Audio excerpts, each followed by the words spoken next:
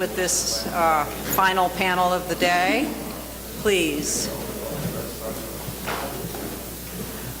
I am very pleased to be here. I'm Julia Preston. I am here because I was the national immigration correspondent for the New York Times for 10 years. Now I write for something called the Marshall Project, which is nonprofit journalism, and I was an author from time to time over many years for the New York Review of Books, very proudly. So that's all I'm going to say about that. I'm sure we're anxious to hear this panel, which is going to be summing up our discussions over the last day and a half. So we have Ian Buruma, who was professor of democracy, human rights, and journalism at Bard College from 2003 to 2017.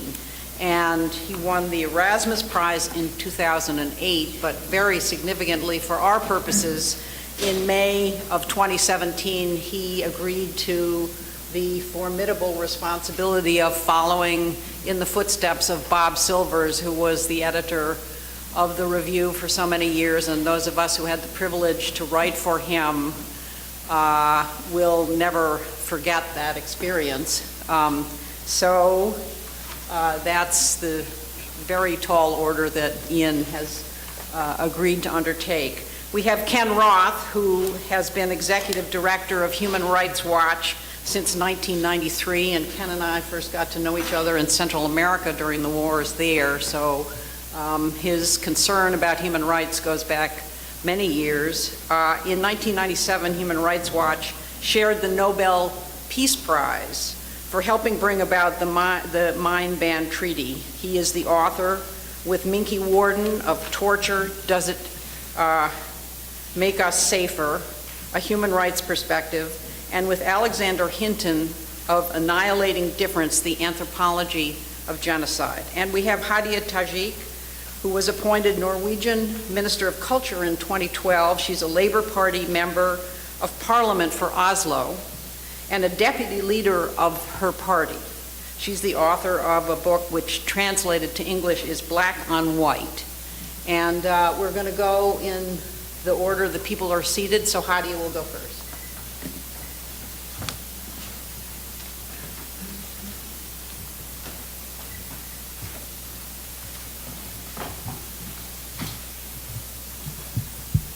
Thank you so much for a great session both yesterday and today.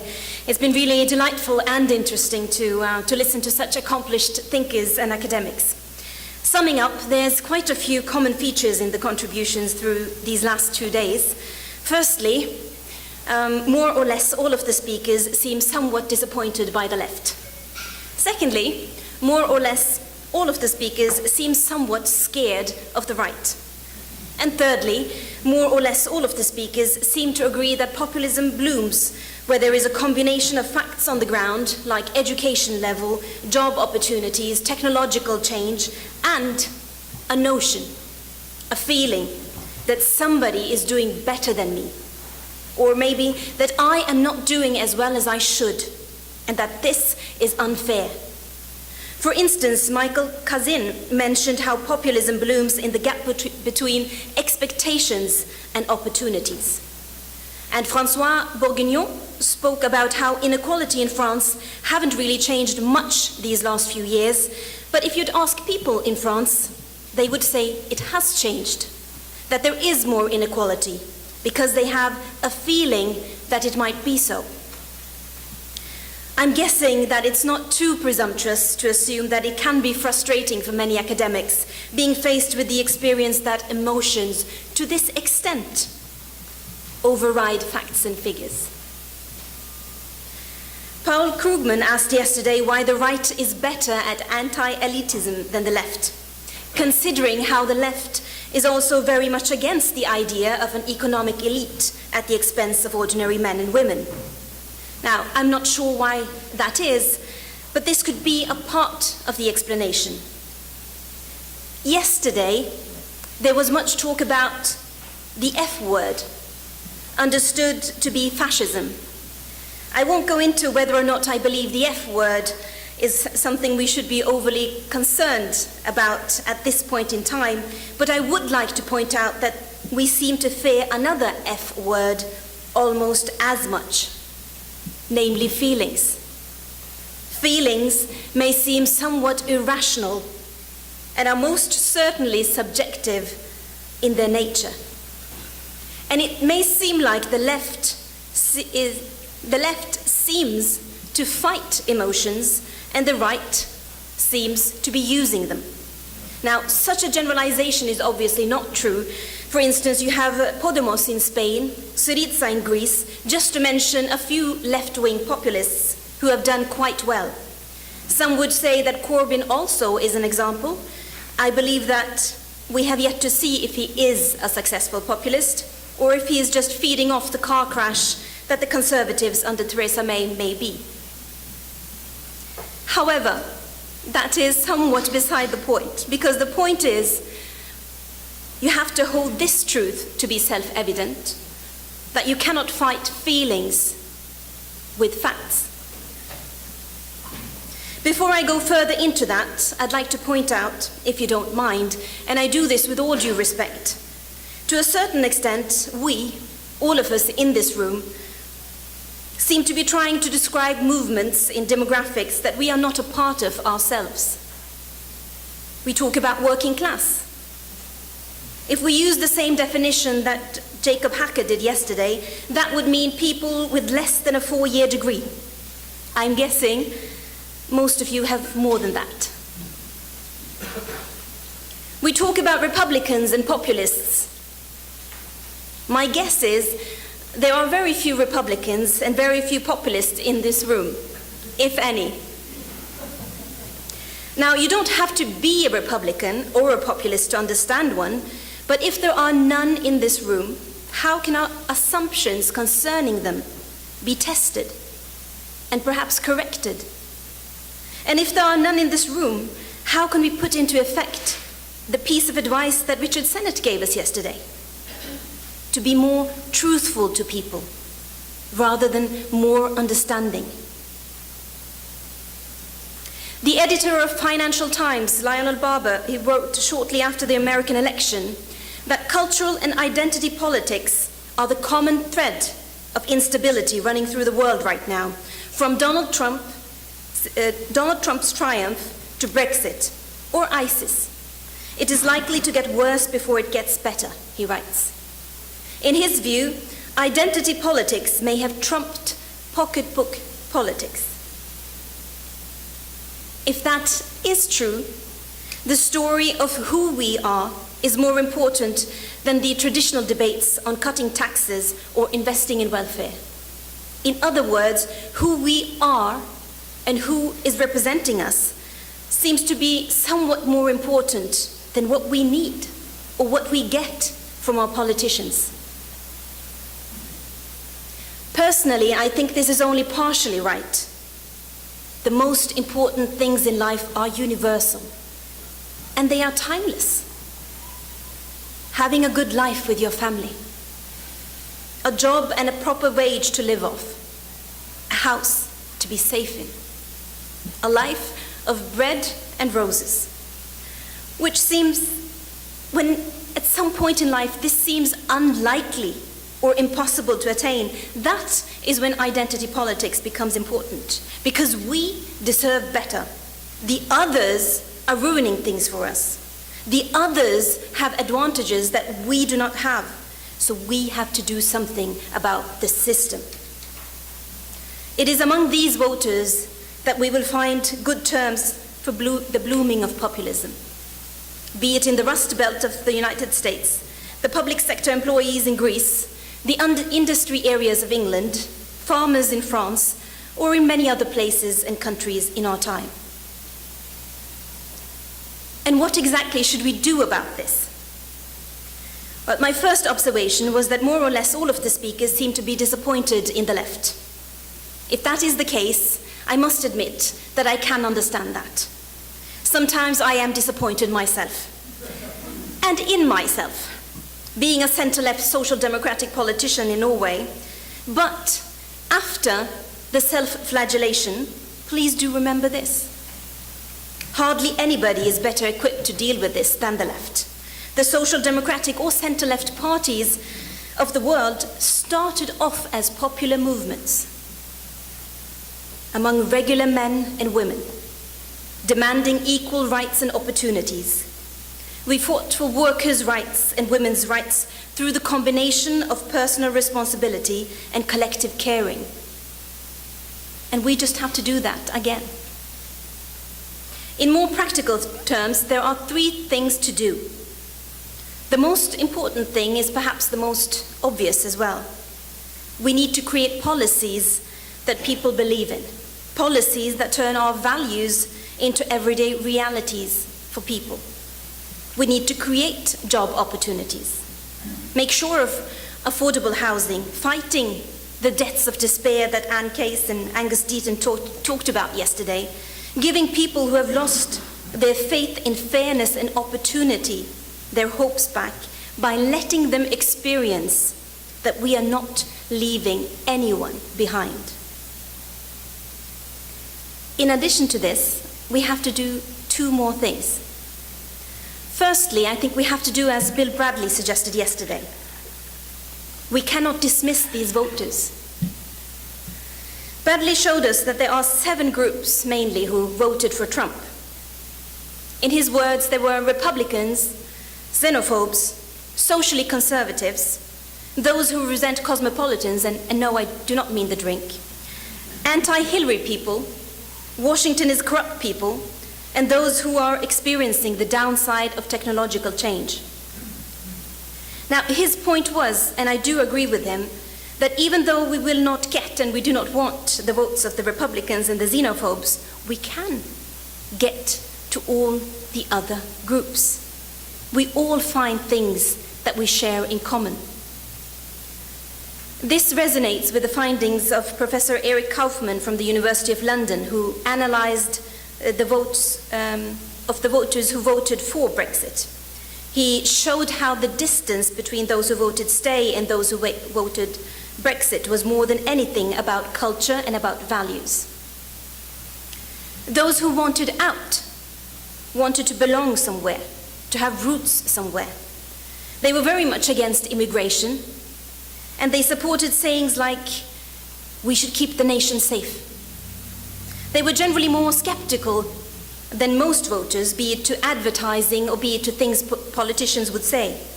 And they were even more in favor of public whipping of sexual offenders. Now, hearing this, you could hold your nose and say that this is really smelly. Let's not touch it. But if you do that, however, your contempt will show, the voters will see, and they will despise you right back. Kaufmann's numbers show something more. The same voters care for their local communities. They care for their country. And they agree that we should work together to get things done. Does this not sound familiar? We love our countries too, don't we? And our local communities. And most of us do believe in working together when needed. In other words, even if we do disagree with some of these voters on some areas, we might agree with them on other areas. Let's find that common ground, as Bradley suggests. Let's be truthful, like Senate challenged us to, and not condescending, as Senate also warned us. Lastly, we have to create what I like to call inclusive national myths. This is where we are back to the point where you cannot fight feelings with facts. I'd like to try to explain what I mean. 1 year ago, I met Brendan Cox.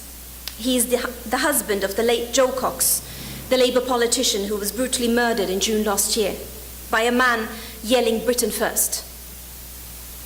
He pointed out that we have to start creating counter-narratives to the populist narrative. And he claims it's one of the most significant things we do in order to beat them. The populist narrative is often a national myth that excludes people. Make America great again by getting women back into the kitchen and Mexicans back to Mexico. Or get the Muslims and immigrants out of our countries, as the European equivalent may be. If we are to do what Cox suggested, we have to dig into some of the common emotions that we share. The love for our countries, the longing for community, building something together. Because if the populist narrative is not true, then what is? Or in the words of Michael Kazin, you cannot beat something with nothing. And if it is safe to say that identity politics have become more important, we have to have a narrative to offer people, in addition to solving the real social and economical problems that people in our countries are experiencing. Here it's worth remembering Grete Brockmann's warning today that the creation of a national myth cannot be a top-down endeavor, or people will end up saying that I am not one of us. The stories that we tell, the narratives that we create, they have to be close to people's hearts.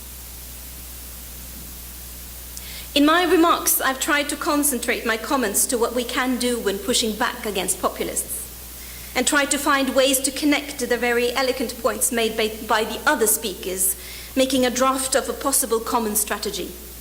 That, assuming that none of us want to curl up under a blanket in our beds until this nightmare is over, because it won't be over until we push back.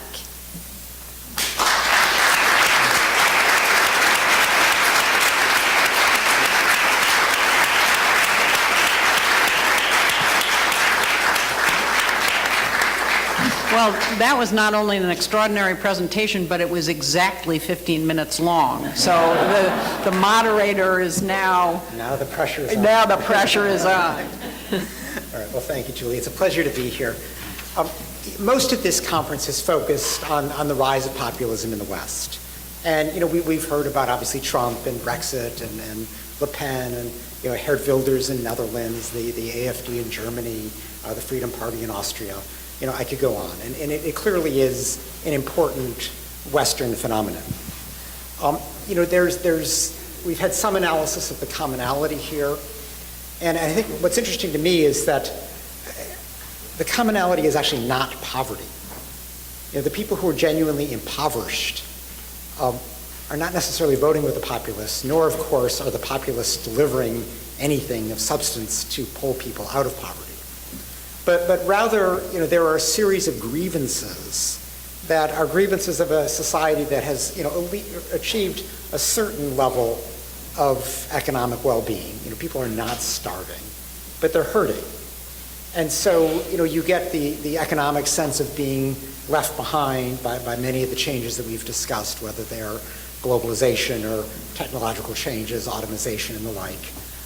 You know, you get the sense of sort of concern with inequality, the sense that, you know, regardless of where I am in some absolute standard, I'm being left behind others who are very visible.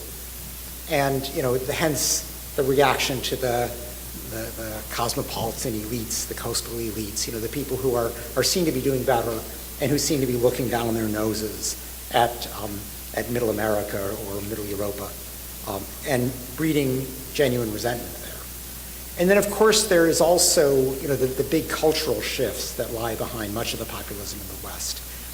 And that is to say, you know, the different people who have become members of our society. The very substantial immigration, or in the United States, you know, the relative shift between various minority groups and white America is represented foremost by the Obama presidency. And this has led to easy scapegoating and of course, resentment on the part of people who, you know, are looking for a reason for why they are not as successful relatively as they would want to be. So, you know, all of this we've discussed quite a bit. I would like to focus a bit on the rest of the world, because this phenomenon of populism is not limited to the West. And, you know, I think I first probably have to define what I'm going to talk about here as populism, and I may be using a bit of a looser definition than we have here so far. But if you accept populism as essentially, you know, an autocrat who is making a nationalist appeal to try to undermine various checks and balances on his authority, you see phenomena like this in quite a few important countries around the world.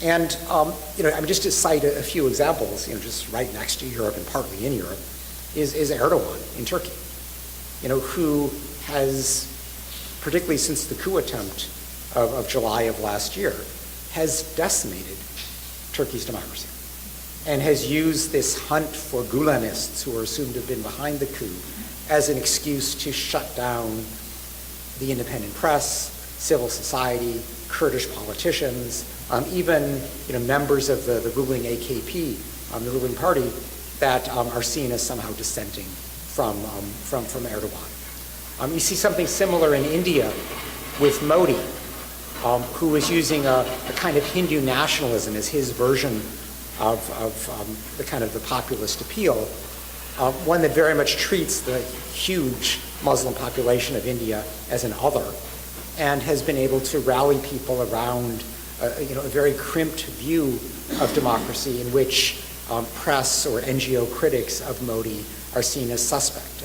We heard about these various NGO laws, and India has been one of the pioneers in this effort to try to curtail foreign funding of NGOs as somehow detrimental to democracy. All at the same time as India is coveting international aid, international investment, international trade deals, but somehow if an international donor gives money to an Indian NGO, that's a violation of Indian sovereignty. That somehow undermines his version of Indian nationalism.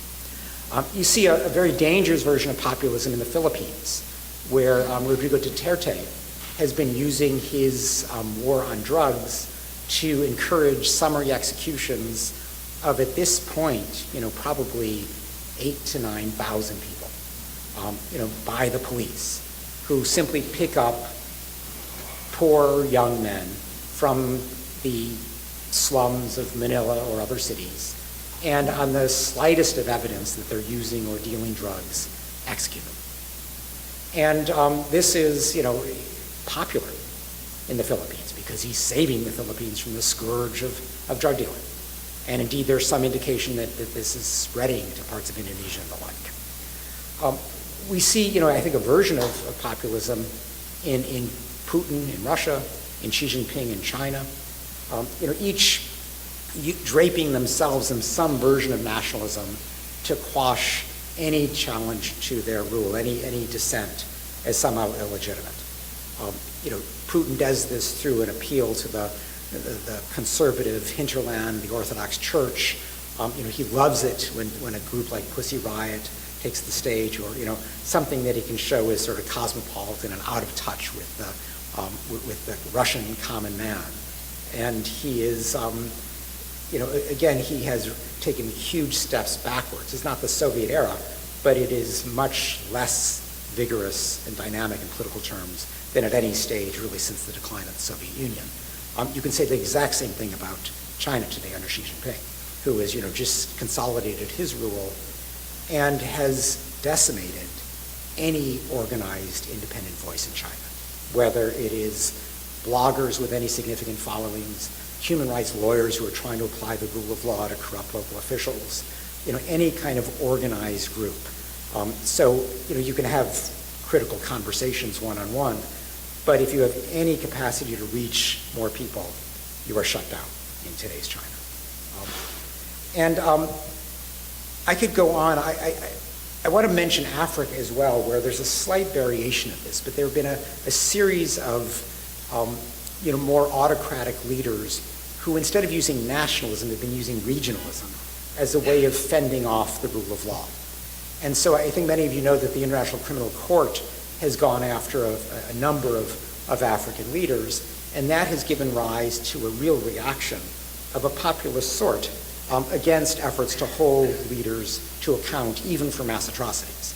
And so the leaders of this movement are predictable ones, whether it's Bashir in Sudan, who himself has actually been indicted by the International Criminal Court, or Paul Kagame of Rwanda, who could have been indicted had he joined the court. Museveni of Uganda, who similarly fears persecution. Nkurunziza of Burundi, who actually just withdrew from the court, and who himself has been responsible for crimes against humanity as he changes the constitution and tries very violently to seek a third political term. Zuma in South Africa, who was deeply embarrassed when Bashir visited South Africa for an African Union summit. The courts ordered him to be arrested under the arrest warrant from the ICC, and Zuma ignored the court, put him on a plane, and sent him off. And so this combination of leaders has given rise to what they were hoping to orchestrate, a mass withdrawal from the court. It didn't quite work. The only country to withdraw was Burundi. Gambia temporarily withdrew, but then there was a change in government and they reversed that. Zuma tried to withdraw, but the court stopped him. But there are many of similar elements, kind of claiming that somehow this is a violation of Africanism. This is a reimposition of colonialism to hold leaders to account for the basic rules that you don't slaughter your people. Now, probably the most extreme version of populism out there today, and I don't think people think of it in these terms, is Myanmar or Burma, where you have a Buddhist extremist group, and I know most people think of Buddhism as like, nice meditating in Tibet and all, but there are a group of monks in Myanmar, the 969 movement, that have whipped up anti-Muslim hysteria, but particularly anti-Rohingya hysteria. And so, why is it that in the last 2 months, 600,000 Rohingya have been murdered, raped, and burned out of their homes, sent fleeing into Bangladesh? It's because this group has been completely defined as the other, as somehow a threat to your mainstream residents of Myanmar. Even though Myanmar has, I think it's something like 135 recognized ethnic groups. The Rohingya are the 136, but the only ones not conferred citizenship. And the reason is because they're Muslim, and because their skin is darker than most residents. So these are just various manifestations of populist-like trends that are emerging outside of the West. Now, one thing that I wanted to stress involving both the West and the rest is, and how do you refer to this? There has been pushback. And it's not just prescriptively we would like pushback, which I completely agree with, but there actually has been pushback in many countries. And it's worth noting that before we utterly despair. Here in this country, there has been enormous pushback by the courts, by journalists, including in this journal, by civil society groups, by, at times, Congress. And I think here about, when Trump was toying with the idea of, replacing Sessions with a nice, pliant person who would quash the Russia investigation and was going to do it with a recess appointment, Congress refused to adjourn for more than 3 days at a time so he wouldn't have the right to make a recess appointment. The Republican Congress did this. So there has been, interesting pushback from various places showing that, the American system of checks and balances is not moribund. It is in some ways working. And while, Trump has has committed a lot of dangerous things through executive order, we all know that he hasn't accomplished anything legislatively yet. If you look in Europe, I think the Macron candidacy, his campaign, was a real example of pushback. And it was notable for his vigorous defense of democratic and human rights values. And it was done in this great abstract French way, but it was heartfelt. And I would contrast this with what Rutte did, for example, in the Netherlands, which was to kind of cozy up to Geert Wilders as much as possible, trying to preempt him and trying to capture his voters, but of course in the process utterly legitimizing the far-right message. You found something very similar with, in Austria, where both of the mainstream parties tried to become as much like the Freedom Party as possible. And as a result, the whole political spectrum moved to the right. Macron didn't do that. And he, defeated Le Pen in a battle of ideas. Now, it remains to be seen, how does Macron govern? I actually met with him last month, and one of the things I pressed him on was the fact that there's been a state of emergency, begun under Hollande in response to these various terrorist attacks, and Macron's solution to the state of emergency was just to normalize it, turn it into regular legislation so you don't have a state of emergency anymore. And when challenged on this, he said in typical Macron-esque fashion, well, you can have an illiberal democracy or a strong democracy. Whatever that means. You can have Orban, or you can have what I'm doing with the state of emergency, but that's it, no more questions. And so, we have some work to do with Macron. But he at least has the capacity to speak for these issues. I think it's interesting that Merkel, who it's just not her style to have these grand statements, but even she, in the midst of the campaign, essentially reaffirmed that Germany was going to be taking in 200,000 refugees a year, which is 4 times the size of what Trump is doing in a country that is, 1/3, 1/4 the size. So, this is a pretty vigorous stand, nonetheless. It's interesting with, the headline out of Germany is the AfD did better than ever before. But if you look at, if you break it up, obviously the AfD did well in what was once Eastern Germany. But if you look at Bavaria, which is the other place that did well, that's where the CSU, Merkel's more conservative partner, tried to pretend to be the AfD. And it didn't work. The CSU lost much more than the CDU in the rest of Germany, where Merkel was at least somewhat more standing up for these values. If you look at the EU slightly more broadly, the EU did a terrible job of standing up to Orban for a number of years. And so while he gradually created a liberal democracy and chipped away at the checks and balances, the EU kind of let him do it and never really held him to account.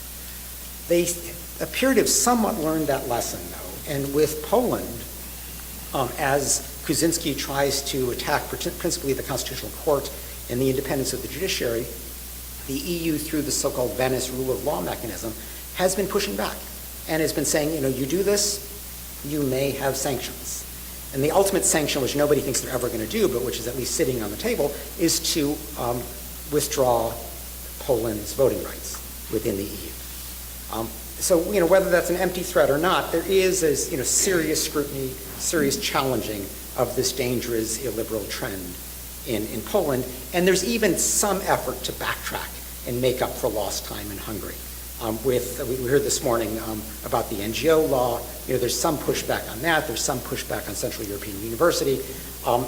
It may be too late because for a lot of these sanctions to be imposed, you need unanimity, and Orban is now blocking unanimity because they let him get away with what he did so far. But there is, sort of an awakening within the European Union, a recognition that something needs to be done. Outside of Europe, there also are many examples of pushback. I mentioned, sort of this African populist attack on justice. It was supposed to be an orchestrated, massive withdrawal from the ICC, and it ended up being a withdrawal of one. And it utterly fizzled to the point that it's just not going anyplace. And as I mentioned, the two that had joined Burundi in withdrawing have reversed themselves, and nobody else has joined the trend. And so that, that was very much an effort of civil society groups who said, what are you talking about? This is anti-African for the International Criminal Court to focus on African atrocities. Isn't this pro-African victim? After centuries of Africans being ignored, finally somebody's paying attention. Why is this bad for us? And so there was a real pushback that succeeded there. Putin has tried using a kind of a similar anti-international justice effort in Syria by vetoing efforts to send Syria to the International Criminal Court. And there again was a kind of a global pushback, and for the first time ever, the Security Council was circumvented. And this is actually something I wrote about in the New York Review. But governments went to the General Assembly instead and convinced the General Assembly to appoint a prosecutor to kind of collect the evidence, to move forward, build cases. And sort of the Putin effort to undermine international justice actually failed. In Africa, there was, in Gambia, one of the countries that turned itself, the longtime dictator, Jama, lost an election, decided he wasn't going to step down, and the Western African states, under the guise of ECOWAS, forced him out. Kind of stood up to what otherwise, might have been a populist effort to cling to power. In this hemisphere, the big populist is Maduro, who does a kind of a fairly pathetic imitation of Chavez, his predecessor, but nonetheless, is the populist of the left in Venezuela. And, as he devastates the Venezuelan economy, hyperinflation, no food on the shelves, no medicine in the hospitals, he nonetheless, manages to manipulate the political system so he keeps power. And he does it pretty brazenly. But there's been pushback there, not simply from the Venezuelan people who have been taken to the streets periodically, but from the Organization of American States that has repeatedly criticized him in a way that they just don't do. They traditionally are extremely deferential to each other's sovereignty. Really a throwback to the days of protecting each other from the Leviathan to the north, the United States. But they have now rallied and really pushed Maduro for undermining Venezuelan democracy. You see interesting things at the global level as governments try to push back against Trump foreign policy too, where Trump's global gag rule, which is basically in a much more draconian way than any of his predecessors, removing payments to women's health if there's even the slightest bit of counseling on reproductive freedom. The Netherlands is now fundraising to replace the Trump money. In Yemen, the largest humanitarian disaster of the moment, Netherlands also led an effort to create an international investigation, which succeeded despite the indifference, if not opposition, from the U.S., the U.K., even France, who didn't want to upset the Saudis. So there have been kind of a series of cases where U.S., what you would have expected to be U.S. dominance, a Trumpian worldview, hasn't succeeded. Now, I don't want to be Pollyannish about this because, while there are examples of pushback, there are also the opposite. There are many cases where there isn't serious pushback. And in those circumstances, the autocrats flourish, which, to my mind, highlights the importance of having pushback. But if you take somebody like Erdogan, where the European Union's dominant concern is that he stop the boats across the Aegean, and as long as he does that, they'll keep the 3 billion euros of aid a year flowing to Turkey. They're not talking about his decimation of democracy. They're just saying, thank you for keeping the boats back in Western Turkey. Putin has gotten pressure for Ukraine, pressure for Syria, but very little pressure for his crackdown at home, which has proceeded pretty much unimpeded. Similarly, Xi Jinping, nobody wants to upset the Chinese market. Nobody wants to be closed off there. So there's been very little, pushback on that. I say I'm running out of time, but if you look at sort of Sisi in Egypt, another populist who has been extremely repressive, 40,000 in prison, widespread torture, because he's helping keeping the migrants from crossing the Mediterranean, very little pushback from Europe. Even in Myanmar, the continued unjustified lionization of Aung San Suu Kyi has prevented people from imposing the kind of targeted economic sanctions on Burma that might have halted and begun the reversal of the ethnic cleansing of the Rohingya. So let me just conclude here by talking a little bit about how I see things going. There obviously are real issues behind the populist surge, and we've discussed, the economic dislocation, the inequality, the cultural change that makes people uncomfortable. But there really are also values that are at stake here. Values of community, of tolerance for differences, of respect for the other, which you can kind of sum up as democracy in its fullest extent.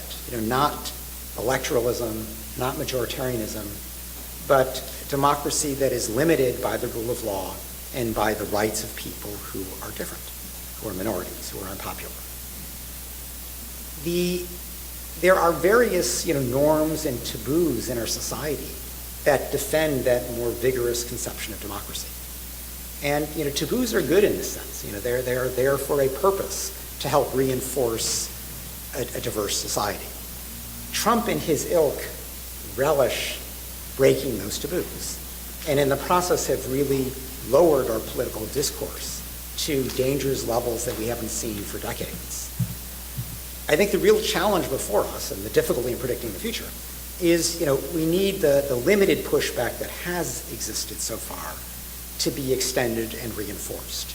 And it's only going to be through much more consistent and vigorous reaffirmation of the values that I think bring us all here together this weekend and that underlie what a genuine democracy is, it's only going to be a strong reaffirmation of those values that is going to give us the prospect of pushing back against this populist trend. Thank you.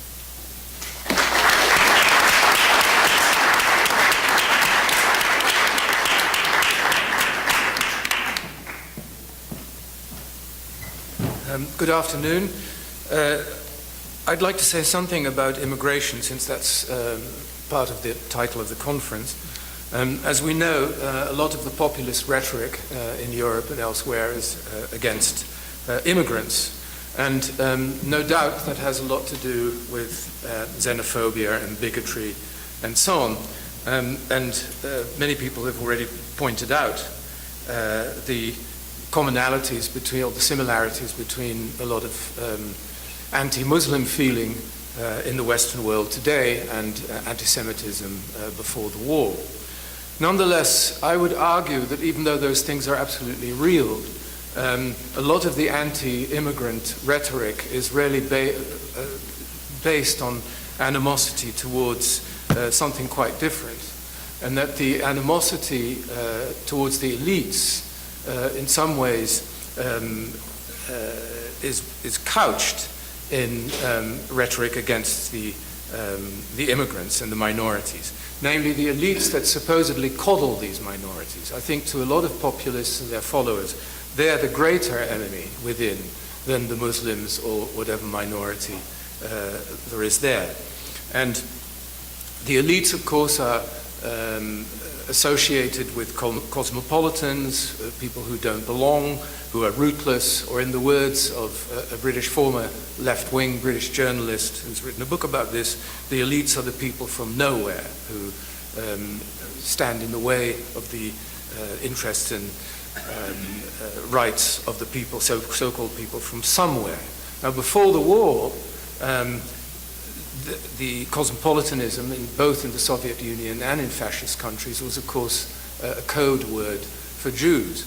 But again, the real enemy was often not just the Jews, it was the elites that supposedly mollycoddled the Jews. Hence the fact that long before Hitler arrived on the scene, already under Kaiser Wilhelm II,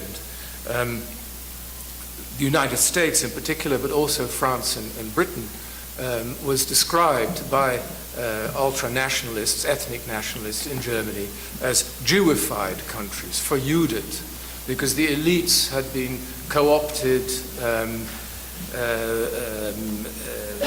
overly influenced, and so on, by supposedly Jewish conspiracies through capitalism and banks and international banking and that kind of thing. And so the real target there was not just the Jews, it was the elites who were coddling the Jews or who were being co-opted by the Jews. And I was asked to say something about my own native country, the Netherlands, so I shall do so by pointing out a very interesting essay written in the 1930s, I think it was 1937, which should be translated, by a famous literary critic at the time called Menno ter Braak. And the title of his essay was The Politics of Grievance. And he tried to explain what was behind the rise of fascism and National Socialism at the time. And he called this the politics of grievance. And of course, there are many parallels between the politics of grievance in the 1930s and what we see today. But he had an interesting analysis of this, which is not so often heard. And he tried to address the argument that was very often heard then and is still heard, and it's not an entirely wrong-headed argument, it's true in many ways, that the politics of grievance of the right are anti-democratic and anti-enlightenment. They're forms of counter-enlightenment. Now, it's hard to refute that, but he said, actually, the politics of grievance are also the result of the kind of democracy that came out of the Enlightenment. And the argument went that democracy promised equality, and people were aggrieved because they felt that they were not actually benefiting from this promise. After all, society is unequal. You had different classes and so on. There was an upper class, an elite, who we're not only doing better at materia or looking down on them or we're seen as snobbish, but we're an affront to the promise of equality that is inherent in the democratic system. And there may be something to this.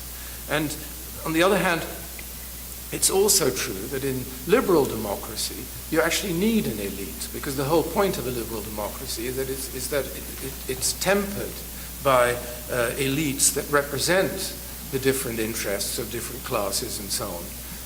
That democracy is not simply the voice of the people as populists would have it. You need these elites as representatives of the people to be able to make a diverse liberal democracy work. Now, the populist idea of democracy, of course, is quite different, and that has a left wing as well as a right wing antecedent. Rousseau very famously formulated the sort of Jacobin idea that democracy, or the Republican democracy, the French version, meant that government directly was the voice of the people.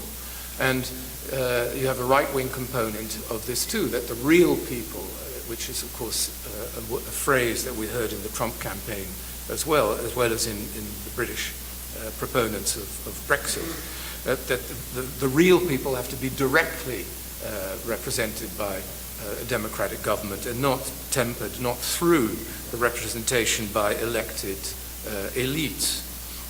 Hence the fact that the populists are great proponents of referenda. And the referendum has long been seen as actually a rather anti-democratic form of coming to political conclusions and decisions. And I think it was Attlee in Britain who, when a referendum on a certain issue was proposed, said it was un-British and undemocratic. And Mussolini famously was a great proponent of referendums, and since they supposedly represent the voice of the real people, the populace. Now, why is there this strong anti-elite current all over the world? And I agree entirely that it's not just in the Western world, that you see it in Asia and Africa and so on as well. Why has this happened?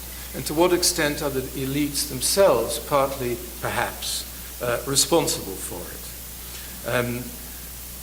Elites are elected in liberal democracies, as I said, to represent the different interests of the communities their parties represent. The way more and more people see it now is that elites largely or only represent their own interests. They don't really represent anybody else anymore. It's just jobs for the boys. The elites are seen as having become more and more technocratic. In the old, not too long ago, in most Western, or not just Western, most liberal democracies, most of them were in the West, the elites of the different parties stood for very clear and different interests. You had the social democratic parties, often led by people who came from the trade union movement, who stood for the interests of the working class that they represented, and then you had the sort of classical liberal conservative parties who stood for business interests and so on. And this is no different in the United States from Europe. In the last 30, 40 years, this has become not just eroded, but has largely collapsed. And more the representatives of different parties have formed a kind of technocratic coalition governments where the different ideologies and the representation of different interests became very fuzzy and often disappeared. Many European countries have long had coalition governments of social democrats and Christian democrats, or social democrats and conservatives. And this is true in Germany, this is true in Austria, this is true in the Netherlands, and so on, who didn't really have a clear ideological profile anymore, except that they managed societies, often managed them perfectly capably, but they didn't really have a political face. They seemed like a group of professional politicians, technocrats, who really cared about their own authority and their own power and perpetuating it, and no longer standing for anything or anybody. And this led to a kind of complacency that you see not only in Europe, but India has already been mentioned. The Congress Party in India, which in some ways is very much like social democratic elites, elite party or parties in the Western world, that they often stood for the right things, intolerance, taking care of minorities, redistribution of wealth and so on, became more and more a complacent party that had been in power for much too long, corrupted by that, throwing jobs to one another and so on, and perceived by many people as a party that didn't really stand for anything anymore except the perpetuation of its own power. Even in the Anglo-Saxon world, in the two-party systems, we've seen a similar phenomenon. Both Bill Clinton and Tony Blair very successfully managed to get their parties elected and themselves as a consequence by moving further and further to the center or even the center-right, and lost, in the eyes of many, what their parties had originally stood for. They seemed cozying up to the City of London, the bankers of Wall Street, and so on. It was very difficult to distinguish anymore, and of course leftists have often accused liberal parties and Democrat parties, social democrats and so on, of basically being no different from the conservatives they supposedly opposed. But it became more and more true. It was very difficult to see the difference between the sort of pro-business conservatives or Republicans and the Blair-Clinton versions of liberal parties. And I think this political grayness, in many ways, is one of the reasons why we've seen this resurgence of populism. The fact that many successful populist leaders have bizarre hairdos may seem a trivial point, but I think it's actually significant. And again, if I may say something about my own native country, even though I wasn't there at the time, but I've seen clips of the video clips of this endlessly. The first successful populist leader in Europe was probably the Dutchman Pim Fortuyn, who was assassinated by a vegan, as it happens, not an Islamist or anything like that. And Pim Fortuyn was a very bizarre figure. He came from academe. He was a sociologist. He was openly, even flamboyantly gay, had a shaven skull, and was immensely amusing compared to the sort of rather grey and technocratic and perfectly well-meaning social democrats and conservatives and liberals and so on he was opposing. And there was a famous roundtable television discussion on Dutch TV before one of the general elections, where you saw these sort of men in suits all more or less saying the same kind of thing. And there was Pim Fortuyn in his sort of Windsor knot and his shaven skull and so on, being vastly entertaining. And I think that that's one of the things that a lot of these populist leaders have in common. They are colorful. They stand above the sort of the grey technocratic elites that have been in power for so long. Trump is, of course, no different. A showbiz figure, if ever there was one. And the strange hairdos have a lot to do with it.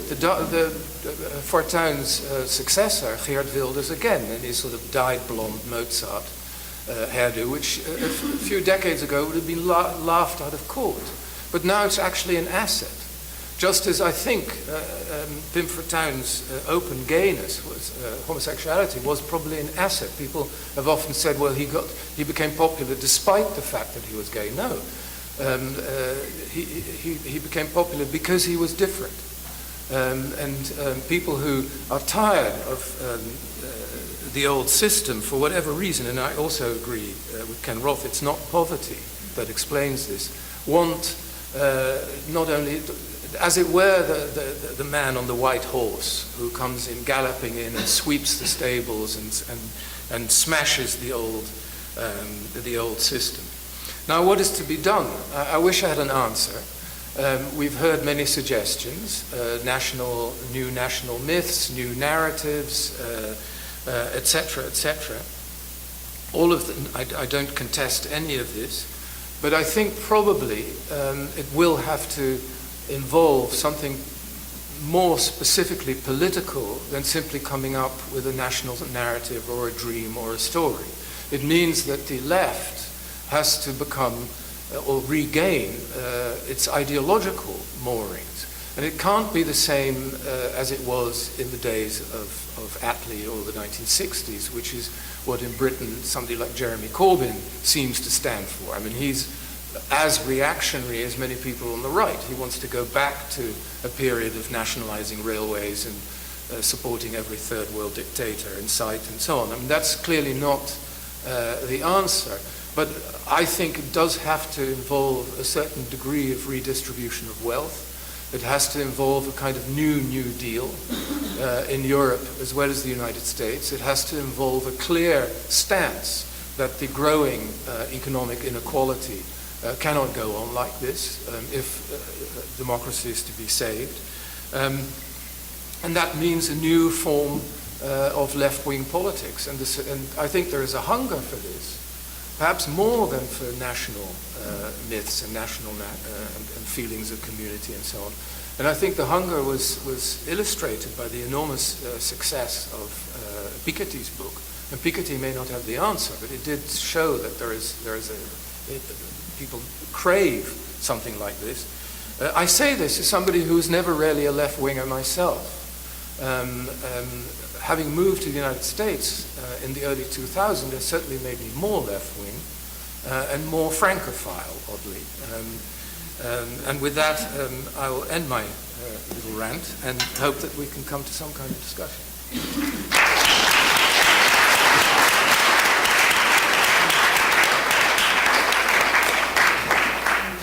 I want to take a moment and introduce a little bit of a detour into the discussion by reading to you an email that I received from a man named Angelo Falcone. Angelo is a scholar from Puerto Rico, and he runs something called the National Institute for Latino Policy here in New York, and he sent around to his subscribers the following email. It says, "The New York Review of Books Foundation is holding a conference this weekend on the impact of inequality and immigration on politics in the US and Europe.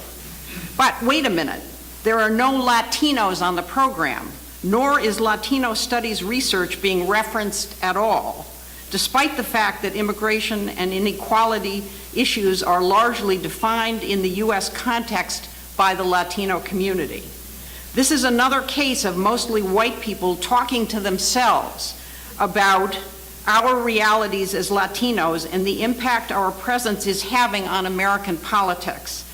While I would like to be able to say that this particular conference is excluding Latino perspectives, it is but an example of the type of Latino exclusion on issues that affect and involve us in academia and the media that is pervasive. When will this bullshit stop?"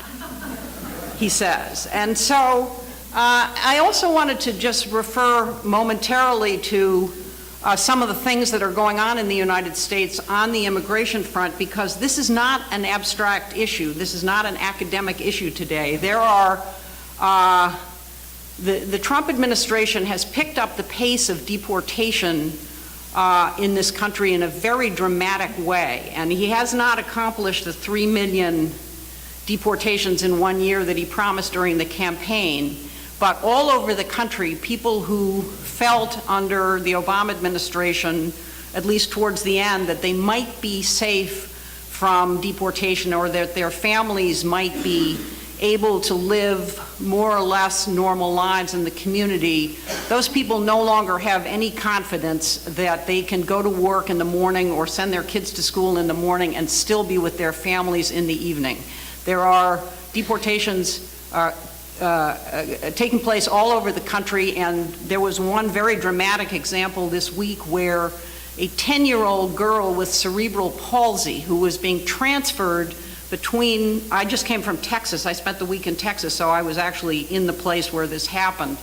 A 10-year-old girl who was being transferred in an emergency medical vehicle from one hospital to another was apprehended at a checkpoint of the Border Patrol that is 80 miles inside the border of the United States.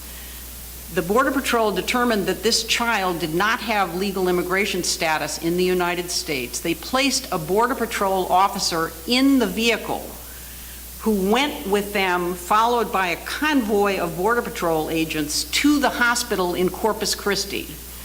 The Border Patrol agent remained in this child's hospital room as she came out of surgery, and the medical authorities determined that she needed, because of her cerebral palsy condition, she needed to be transferred to a place where she could get more complete care and she could be with some relatives. Her parents could not reach this child because her parents don't have legal status either, so they couldn't cross any of these checkpoints that the Border Patrol has set up within the country. She was transferred to San Antonio. She's now in deportation proceedings and is not able to have any contact with her parents. So this is the type of thing that's happening. The other thing that's happening in the United States right now is, for example, the Congress is considering whether to give some kind of permanent protection to young immigrants who came to the United States when they were children. In some cases, these young people came when they were 2 years old or even infants. And they've grown up here and they call themselves dreamers. And the President Obama did something to give them a temporary protection, but now President Trump has canceled that temporary protection, and it's before the Congress to figure out whether, we're talking about 800,000 young immigrants, whether or not there will be permanent protection for those people. And there's a massive mobilization going on out in the country of this community. These young people have been incredibly strategic and smart over many years of building their organizations, and they are in Congress, they're sitting in the streets, they are lobbying business people, and there's a whole activity going on around this. So my point, I think, my conclusion is that the immigration issue in the United States is not about immigrants who might be coming. It's about communities of people who in some cases have been here since before this was an independent nation. And so the whole discussion, it's embedded in the legal system, this back and forth between xenophobia and national chauvinism and a sort of liberal American dream view. This has been a constant part of our history, and now we just have a president who's articulating very forcefully one side of our sort of schizophrenic personality that's been out there for a long time. So I guess I wanted to ask Ian if he would address the question that was raised initially by this Latino scholar about the conference and how you see, since you've been living in the United States, how this issue might be different in terms of its playing out from what you see in Europe. Well, I think one difference is that in Europe it very much is part of a fear of immigrants who are yet to come, partly because of climate change and so on. Life is becoming more and more difficult in parts of Africa and elsewhere. And I think there is real fear that there will be huge waves of immigrants or refugees or whatever you want to call them who will be arriving in Europe and that people won't be able to cope with. And part of that problem has nothing to do with Africa. It's that unlike most new world countries, I think it's true in Australia, and not that I'm holding up Australian immigration laws, but Australia, the United States, Canada, the EU doesn't have a real immigration policy. It has a policy, as far as I know, it has a policy on asylum seekers, but it doesn't have a policy that allows for a certain amount of non-EU economic immigration that is legitimate. And that means that all those who want to come to the EU because life has become intolerable, not necessarily because they're persecuted or tortured or anything of that sort, but becomes economically intolerable, have to pretend to be asylum seekers. And that strengthens those who argue that all these refugees are shysters and they're liars and therefore should not be allowed in. So in Europe, I think the first thing to be done is to have talk about having proper immigration laws and procedures that can cope with this. So it's not really only about the immigrants who are already there. It's very much about the future. Ken, did you want to? I mean, I would just add to what Ian said. I agree with what he said so far, but I would add Islam to the mix as a big difference between Europe and the United States. I mean, immigrants in the U.S. are mostly from Mexico and Central America, mostly Catholic or evangelical. They speak Spanish, which has kind of become the second language. They're yes, they're foreign, but they're not so foreign. And so a lot of the sense of cultural dislocation that you get in Europe doesn't exist here. There's a theoretical job competition, but it's not clear how much in fact there really is. Maybe around certain lower skill industries. But I think part of why Trump has gone out of his way to portray Mexicans in particular as all being rapists and drug dealers and violent criminals is because he's trying to create a sense of urgency where otherwise there isn't one. There isn't this huge animosity toward Mexican migrants, say. Whereas in Europe, because such a significant percentage of the immigrants are Islamic, are Muslims, and because that is, one, equated with the terrorist threat, and two, is seen as much more culturally different. I mean, Ian talks about, Geert Wilders, for example, or you could say the same thing about Marine Le Pen. I mean, they basically get their appeal from saying that, these Muslims are a threat to our culture. They're a threat to what it is to be European or Dutch or French. And you even get a phenomenon, I mean, Wilders typifies this, of, the liberal xenophobe, which doesn't really exist in this country. But somebody who, in the name of protecting the rights of women or protecting the rights of gays, therefore wants to keep the Muslims out because, you let in Muslims, the next thing you know, you've got Sharia law. And that, that dynamic in Europe is very different from in this country. Okay. Heidi, I want to ask you a question, which is that particularly with a figure like President Trump, it's very much about him and his persona. I mean, you spoke about creating an alternative narrative, and you talked about creating facts on the ground and having different kinds of programs, but what do you do in a situation where it's not, where the facts on the ground don't matter for this particular political leader? What matters, I think, for him is his voice, the way he talks, the way his kind of his lack of truthfulness has, as I think other people pointed out, he's made that an asset.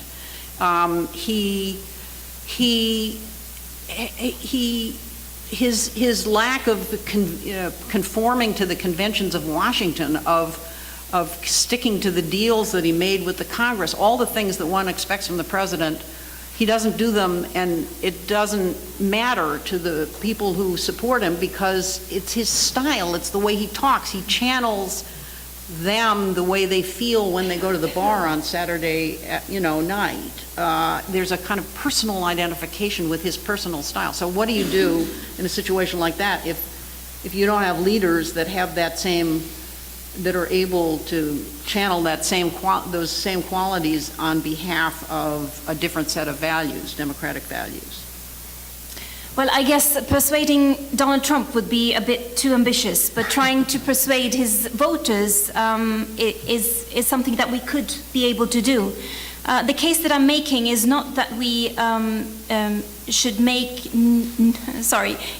the case that I'm making is not that we should just create new national myths and new stories to touch people's hearts, but that we do need to make new policies, social, political, economical policies. But if that is the only thing we do, and we do not touch the cultural issues as well, then we haven't really answered the question. Because if Kenneth Roth and Ian Burma are right, that these people are not poor, they're hurting, it's not poverty, there's a sense of hurt, then we have to speak to that feeling as well. I noticed how Mr. Roth, if I understood you correctly, said that there's a difference between the United States and Europe when it comes to cultural dislocation, because there are more immigrants from Muslim countries in Europe than, while the situation is different in the United States. I do see your point, and I do agree with that, but could it be that cultural dislocation does not only have to do with ethnicity, that cultural dislocation also has to do with what kind of opportunities you feel you have, where you are in your life? Whether you're growing up in a small place in the Midwest, or if you're growing up in a city in the United States, if you're drinking fizzy water, or if you're drinking black coffee, could that be, and if you see that your political elites, they're drinking fizzy water, and you've never had that, that's not something you identify with, does not that give you a sense of cultural dislocation as well? I drink both. Do you want to? No, I mean, I respond to that? think you're, obviously the cultural shifts may or may not be perceived as threatening depending where you are. And I completely agree, Heidi, that if you're living in London or in Paris, if you're living in a sort of a center where there are opportunities, and part of that mix is a very multicultural society, you tend to embrace the multicultural society. It's not seen as threatening, it's seen as actually, making life more interesting. Which is why the cities are not great reservoirs of populists. But it is more the hinterland, which is more, economically stagnating. Often, as we hear in places like Poland or Hungary, doesn't even really have any immigrants. At least not from outside of Europe. And where these shifts are seen as more threatening, even if they haven't actually arrived. So I do. I think we have to. Yes, you have to respond to the economic grievances, and they are real. But I think a lot of this is really about letting people feel that they have a place in society and that they have, opportunities to improve their lives and improve their children's lives. When they don't feel they have that, it's easier to succumb to these xenophobic arguments and easier to see the arrival of the other as a threat. Can I add something to go ahead. the difference in Europe and America as far as the Muslims is concerned? I mean, I think that it was certainly different until not so very long ago, but I think there's also a difference in patterns of immigration in that there's a class difference, that most Muslims or people of Muslim background in Europe are families of Gastarbeiter and so on, who come from villages in North Africa or Turkey. The parents' generation or grandparents' generation are not very highly educated, and indeed Muslim, not radically Muslim, because most people from villages in Morocco were not radical at all. The radicals are usually the children and grandchildren of people who are born in Europe for all kinds of reasons. Whereas in America, most, as far as I know, most immigrants from the Middle East are either better educated, certainly in the case of Iran and so on, and sometimes not Muslim either, often Christians. But I think that it is changing, and if you look at intellectual currents and also the rhetoric from the Trump administration itself, which is of course very anti-Muslim, you see that the Muslims in some ways get it in the neck from both the left and the right. The right is clear. You get Trump himself, rancid figures like Scott Spencer and Steve Bannon and so on, that we know that. And that's very close to the kind of anti-Semitism that we've seen earlier, before the war in Europe and America. But you get it from the left too. And I myself was roundly denounced by all kinds of people who saw themselves as leftists because I dared to be a little bit skeptical about somebody like Ayaan Hirsi Ali, who promotes the idea that we're at war with Islam. And that's all from people who consider themselves to be on the left for reasons, as you say, feminism and Islam as a threat to our open values and so on and so forth. So I think it is actually becoming a problem in the United States. The other reason I think it's different is that in Europe you get much higher concentrations of immigrants in cities, whereas in America it's much more spread out. And there's a greater tolerance in America for ghettos, as it were. I mean, for people who, first generation and second generation immigrants, to live in their own areas, and this is a normal pattern of life. The United States is, in fact, is more segregated still, even in a city like New York, than is true in Amsterdam or Paris and London, where there's actually more mixing and less tolerance of the kind of institutional segregation that you have in the United States. Now, whether that's right or wrong is another thing, but it is a difference. It raises the whole question about policies of inclusion. Of inclusion, of which integration and assimilation. No one has gotten right. Yeah. I mean, there are different models out there. I mean, you mentioned the German one, where they got it completely wrong at first, and then at first they just assumed everybody would go back to Turkey, and then they realized second or third generation that wasn't the case. So they've now gotten better. You know, the Brits seem to be focusing on communities as holistic entities rather than a bunch of individuals. And so whoever they choose to represent the community may or may not do a good job. And France just denies that the problem exists. You can't count it. You can't even, disaggregate according to ethnicity or religion. So, What about Norway? I think we've done quite well on some areas, but we see some of the same challenges that we see in Britain, that you see in Germany, just not on the same scale, obviously, because Norway is a smaller country and we have fewer immigrants. But you do see tendencies of segregation, for instance, in the capital. You do see tendencies of the next generation not doing quite as well as they could have, even though there are differences there as well. Especially young women are doing quite well, even though they have immigrant background in Norway. So I think being a small country, it's been easier probably for Norway to deal with some of these issues than for many other countries. how does Norway compare itself to Sweden, which is a much bigger immigration country? In our own view, Sweden have made many mistakes that we haven't. There are far more immigrants in Sweden. During a shorter period of time, there's come more people there, and they haven't done very well integrating the newcomers to Sweden. They've not been very clear on what kind of rules and values that should dominate the Swedish society. As in Norway, we try to be clear on these issues, and we haven't received as many immigrants in Norway in such a short period as Sweden has. I want to take some questions now from the audience.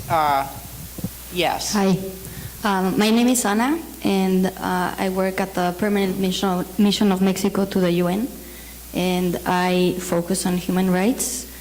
And one of the things I wanted to share is that we're now working on a global compact to address migration.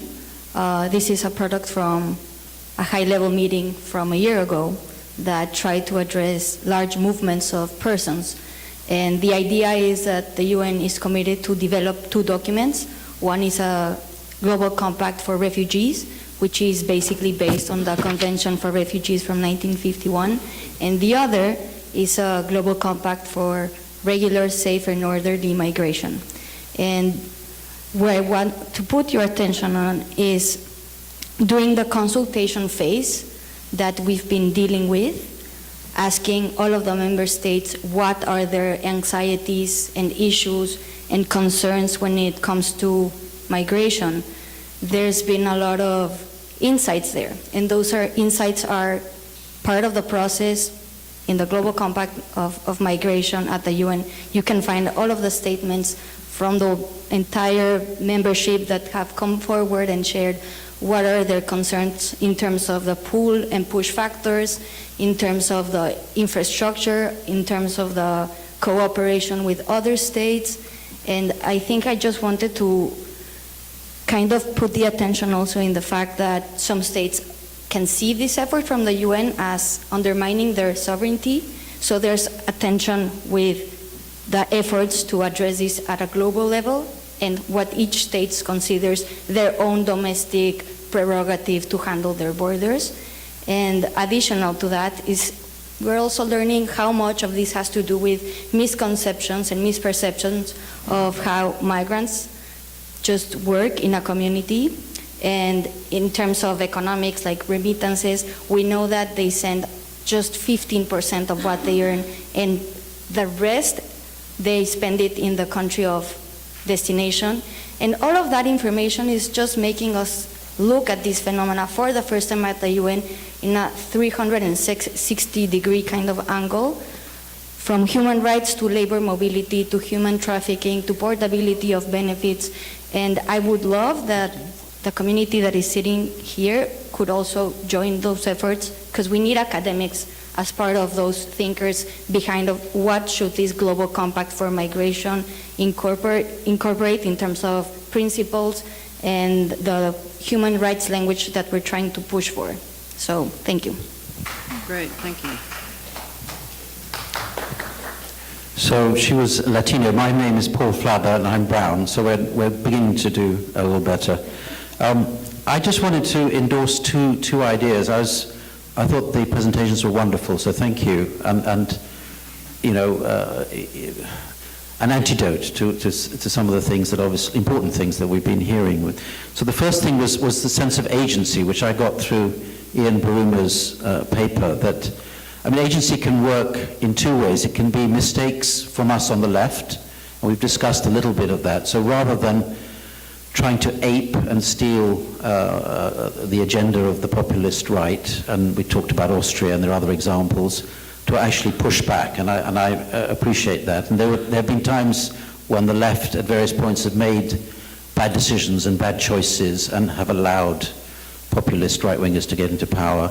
But secondly, just the sense of agency, and I got this very well with Ian's description of Pim von Ten. I mean, I felt the same when I listened to Trump in the Republican primaries. I mean, the only reason for watching those tedious television documentaries was to see what kind of stunt or trick or embarrassment he might cause, and that caught your attention. I just put on the table this notion of charisma, which I don't think we've kind of talked about, and it's you know, obviously Weber introduced it, but it's in some ways a kind of intangible ability to make people follow you. It's about your relationship to followers, but it also involves being destructive, being irrational, being against the system, and so on and so forth. So I really like that we remember agency. And the other point actually I wanted to make was about a migration settlement, which my predecessors just made. Henning, who's left, who spoke about Germany, and he didn't speak much about this, it was just in passing, but the Germans have been remarkable, haven't they, in taking in 1 million refugees and then promising to take another 200,000 a year. And they seem to have done it by not letting the market or the individual just sort his or herself out as they arrive, but to have a kind of state system where migrants are encouraged or even given incentives to learn language. They can go to college, they can find ways to work, they're spread out around the country, and most impressive of all, I think, is the voluntarism of the civilians. And I know it happens in some Scandinavian countries as well. And I just think that's so impressive. And what we do need is a new settlement on migration. And I mean, two people are thinking about it. David Miller has written on society as a good. In other words, societal capital is a good and shouldn't just be whipped up. I think Greta was talking a bit about this. So you need to think about the protection of trust, of community, of communitarianism and so on as a good as you plan your migration strategies. And secondly, Michael Ignatieff has talked, and maybe this is what's influenced the UN decision, has talked about the need for a new settlement, that the 1950s settlement, very important after the war, it may not be appropriate in a world where more people are more mobile and feel more left behind and different, not left behind within the country, but left behind between countries. So I think both of those pieces of work are important. So we have to think about that in a deeper sense, and I you know, my thunder was stolen because it's happening. Does somebody want to speak to that? Issues that he's raising? Well, I think Paul, was it, is absolutely right. We do have to make a new international agreement or settlement on migration, because the migration scene that we see these days, these last few years, is quite different from what we've seen before. And I do believe that the European countries need to agree among themselves on how to deal with this and how to solve this. And as long as we're not doing that, that is also making it easier for more populist movements to use the different kind of sentiments against migration, misuse those sentiments, while a settlement of that kind could make some of these discussions easier. But that being said, it's not going to be easy to make a new settlement on migration, but I think it is absolutely necessary that we do take the next few steps to actually do that. Could I introduce a dissenting voice here? I think this is a crazy time to try to do a global accord on migration. I mean, there are good times and bad times to try to set global standards. This is a horrible time to try to set standards on migration. The European Union can't even get its act together among itself on migration. They promised to take 160,000 people out of Greece and Turkey 2 years ago, and so far have taken about 40,000. So the rest of the people are just stuck in camps around the Greek islands or what have you.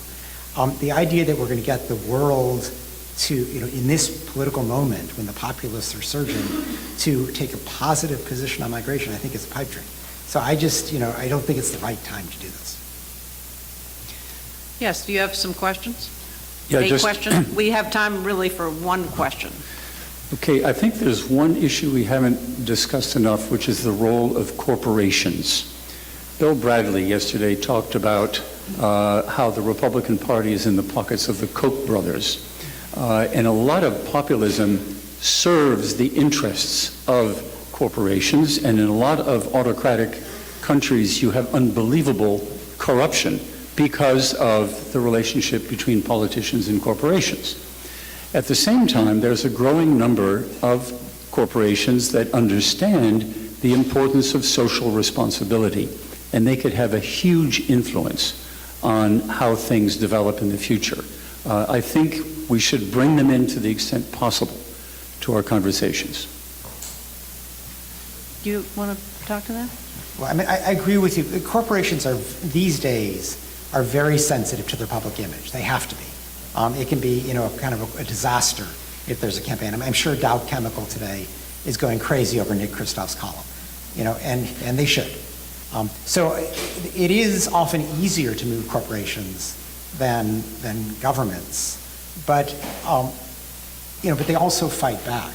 And so corporations are now trying to undermine some of the standards of transparency with respect to payments to various governments, an important anti-corruption mechanism, and also want to ensure that corporate revenues actually serve the people of a country. So it requires, scrutiny of the corporations, but I agree that it's a fruitful thing to do. All right, so shall we have a round of applause for the panelists?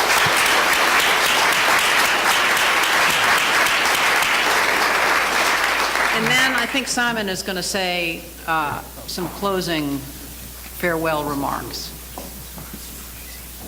Yeah, I just wanted to say a few things. I feel I should answer the issue that Julia raised right at the beginning of her presentation when she quoted the Latino group that said that we didn't have Latino presence. And as the person who planned the conference, I accept responsibility for that and regret it. We did try to have a Latino representative, but we didn't try hard enough, and that's a lesson we've learned for the future. But notwithstanding that, I think we've had some terrific panels on a huge range of issues. So I want to thank all the participants for really remarkable presentations. And I want to thank all our sponsors, and particularly our dear friends from Norway, Fritt Ord, with whom we've been collaborating now for many, many years. And I particularly want to mention our volunteers who've been working away and making the conference run very smoothly. Lucy Jacob, Mick Binet, Annabelle McCall, and Arnaud Morel. So thanks to them, and thanks to you.